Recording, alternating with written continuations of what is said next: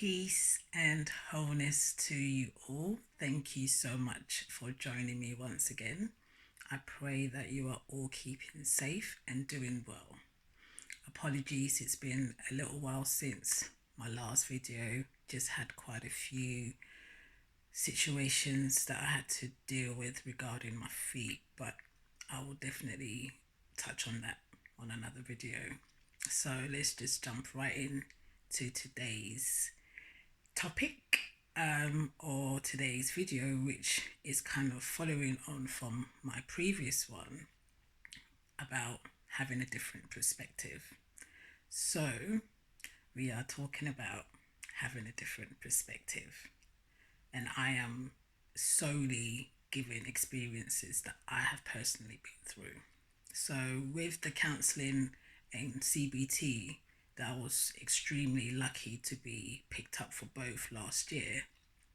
When I was going through my sessions, as heavy as it was, to just realize the magnitude of things that one needs to heal from and deal with. One of the things that came to light was my harboring resentment and lack of action that I had towards my older brother Joe. So during the cognitive behavioral therapy and the counselling, I expressed that, there were certain situations that had occurred when we were growing up that my brother, I felt, was not there for me.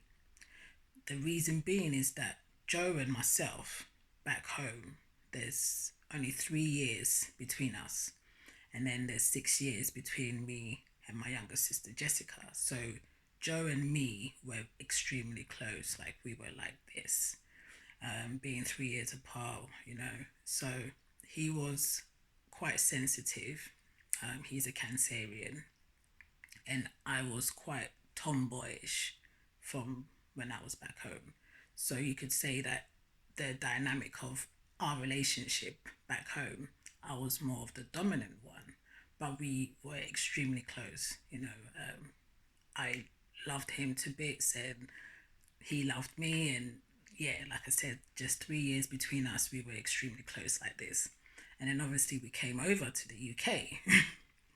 And that again, I had my own personal experiences with that, and I had obviously touched on that in my previous video.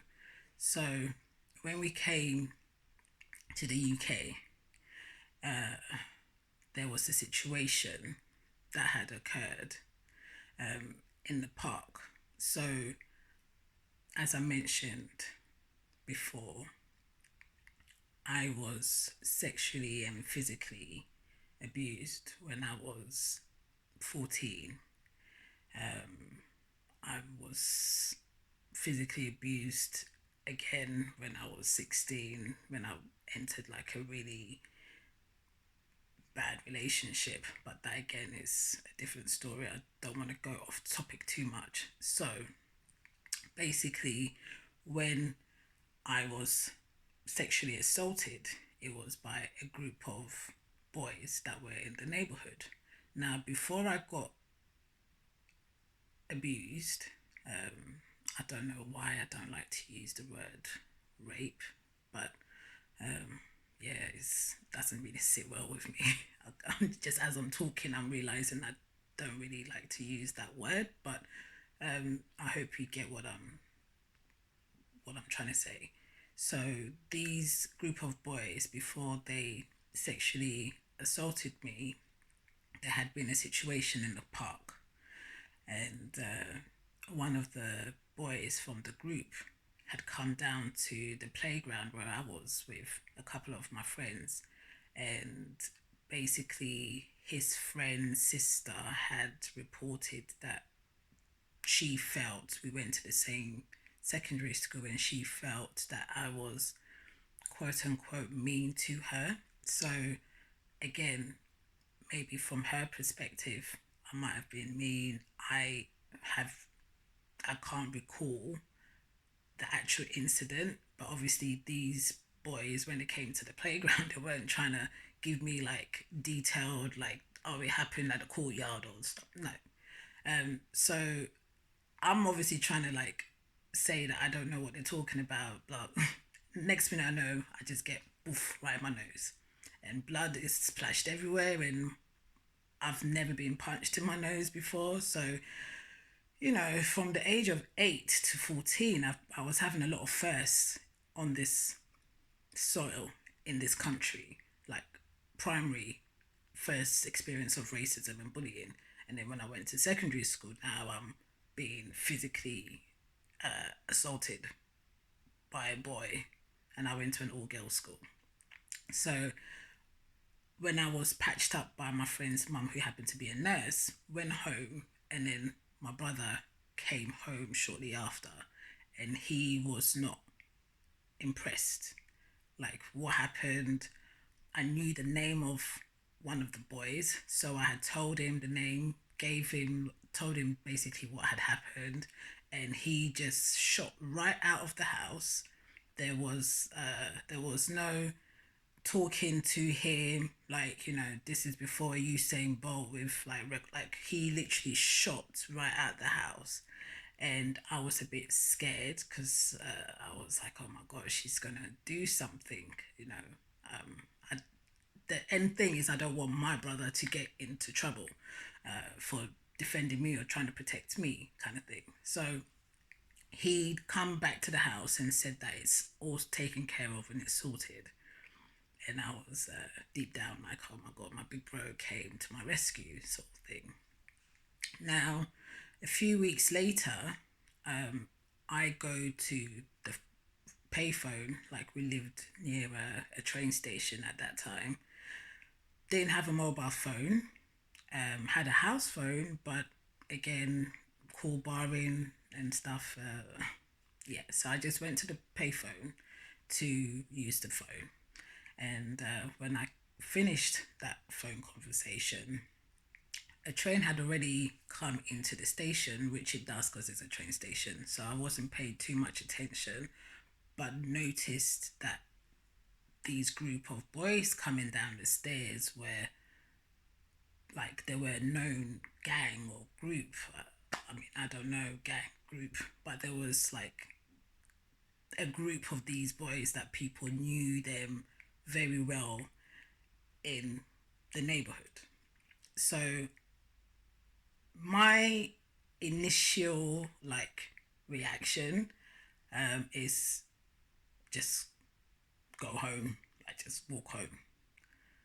Unfortunately for me, where I needed to walk towards my house was the exit entrance of the station, and the one that had punched me in my nose, I don't know what he said to someone else, but next minute, all I saw was a hand pointing at me. So I wasn't going to stay around to be like, oh, why are they pointing at me? I've already experienced like a physical violence with one of the boys. Like, I'm by myself now. My house is there, but I ran the other way because from pointing, they were coming for me. So I had to run the other way, and cut a long story short, they ended up cornering me, and there was about 6, 7 of them, and they did whatever they did to me. And I didn't say anything to anybody. Again, had so many stuff going on in the house, like personal, like family. We had like some family stuff going on. My older sister wasn't well. Like, there was so many different things that was happening. So I just went home and took a very long shower and tried to forget about it. But obviously, these boys were not letting me forget about it, because it's like each time they saw me, they were trying to attack me, and most of the time they succeeded in that. So, this particular event where my brother was called in again or brought into it was when I went to my friend's house, or flats at that time, estate. And unfortunately, the day that I went to her house, one of the boy whose mother lived in the same estate, and just my worst luck as well, the same floor. So it's not even like we're down the flat or like first floor or something, and they're like on the second or third floor. Like we were basically leveled.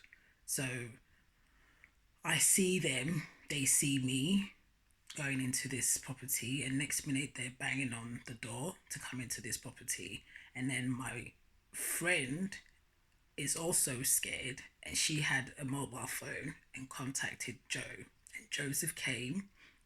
And I thought he was going to kind of do the same as before with the punching of the nose, but this time it wasn't like, it just seemed very friendly. And that's where my harboring of resentment started, because in that period of time of the punching of the nose, like, these boys are repeatedly sexually abusing me, but I didn't actually say anything to my brother. So going into the conversation with the therapist, with the counselor, and with the CBT, they were like asking, so was your brother aware that these boys had sexually assaulted you? This we know, but he was aware that they had physically assaulted me. So for them to be banging on the door, I would just, you know, he would have like stood up for me, stood up for us, me and my friend. And that's not how I saw it. That's not how I perceived it, you know. So for many years, I just suppressed it, as I did many other events that I personally had gone through. But, you know, I actually had resentment towards Joe, and he's no longer with us, and I guess maybe this is where certain guilt was coming in with like my healing and stuff. So for me to actually speak to the counselor and the cognitive behavioral therapist, and they asking me, okay, so he wasn't aware of the sexual assault. What I saw with these two eyes through the window, that was making me feel that he didn't come to my defense. But then, even in that conversation, just having like different things started to flow into my mind. Like, there's a picture of Joe in the living room, and like he was just staring at me. And this is a picture that I have of him, and I've looked at it many times, but for some reason in this session, that picture was like I was seeing hurt.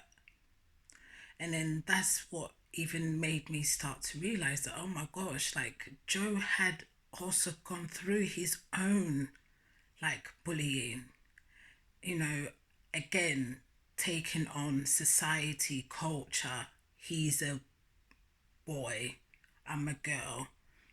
I went to a girls' school, he went to a boys' school. He's getting bullied. I remember that. I remembered, like, because he went to secondary school before me. I remember him being bullied at secondary school, physically bullied as well, like beats, like getting into fights and having to then get like nunchucks. He was trying to protect himself. So just having that different perspective that, okay, hold on, Joe, GI, you know, street man, or whatever you want to call it. But he obviously had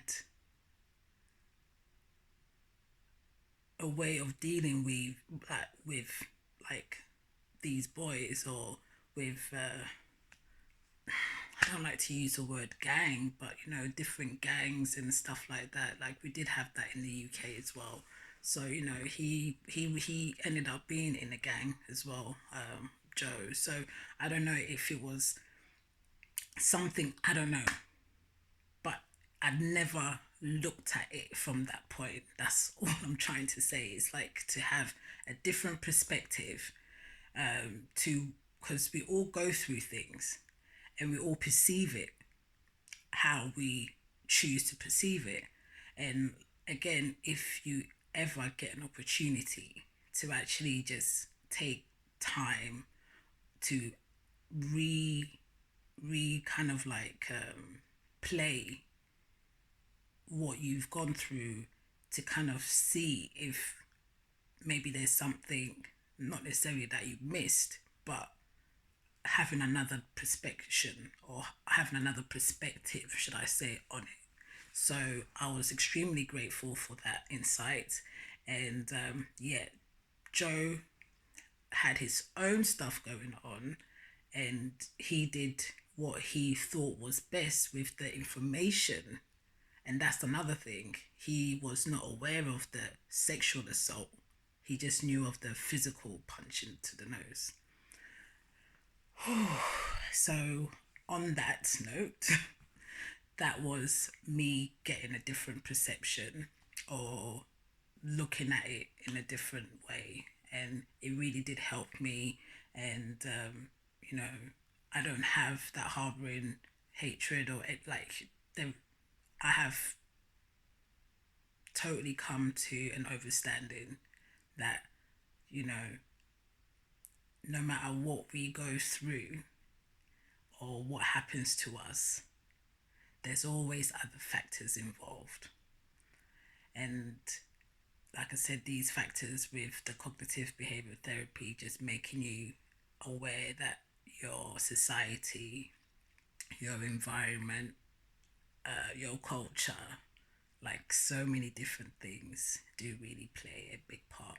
So, on that note, I will come back on my next video and touch on a couple more things, but basically, it's just to share with you my healing journey so far. Again, presenting as foot issues, and now just kind of like doing that inner work and healing from within out. So, until then, I want to wish you all a lovely day or evening wherever you are. Thank you so much for taking the time out to watch me on my channel. And if you haven't already, please do subscribe, comment, share, and hit that notification bell so you'll be notified when I upload my next video. And until then, please take care, be safe. I love you all.